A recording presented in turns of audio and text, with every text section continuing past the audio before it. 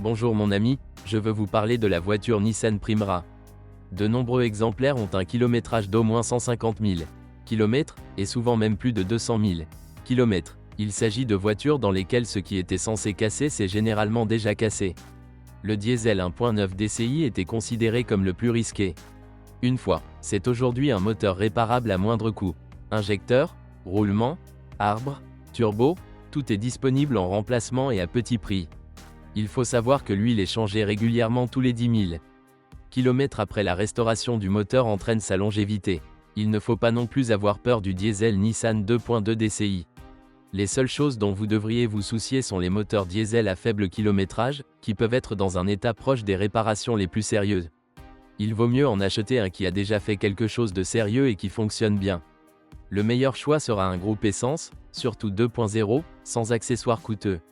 Il présente deux points faibles, chaîne de distribution, qui vaut la peine d'être remplacée après l'achat, pièces et main-d'œuvre comme dans le cas d'une courroie, consommation d'huile, peut se produire ou non, le remplacement des anneaux est utile. Ce ne sont pas des phénomènes qui, compte tenu de la situation du marché, annulent actuellement l'achat de cette voiture.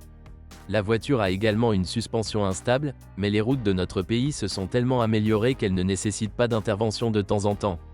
Les transmissions manuelles, dans lesquelles presque personne ne change l'huile, peuvent également grincer et ne pas fonctionner correctement.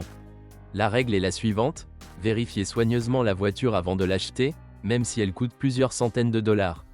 Moins il y a de défauts maintenant, moins il devra être réparé plus tard. Il ne sert à rien d'espérer que nous achetons une voiture fiable et techniquement excellente, car ce n'est pas le cas, malgré son origine japonaise. Mais cela vaut la peine de considérer sa taille et ce qu'il propose à ce prix.